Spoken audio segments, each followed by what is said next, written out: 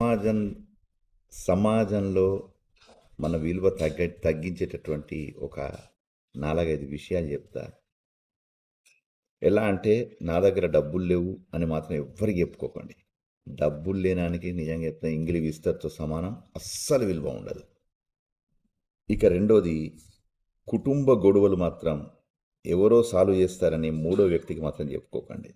అది నవ్వుల పాలవుతుంది, తమాషా అవుతుంది. ఇంకోళ్ళు ఇక నిన్ను ఎంత చులకనగా చూస్తారంటే వీడు ఇంటి విషయాలే బయట పెడుతున్నారా అన్నట్టు చూస్తారు. ఇకపోతే మీ బాధలు మీరే సాల్వ్ చేసుకోవాలి.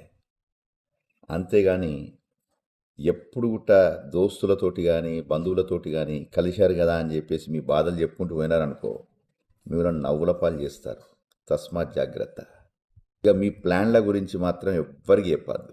నేను ఇది చేద్దాం అనుకుంటున్నా, నేను అది చేద్దాం. ఎందుకంటే నీ సంతోషంలో భాగమై నీ కుటుంబ గ్రూపులోనే ఎవరు లైక్ కొట్టరు.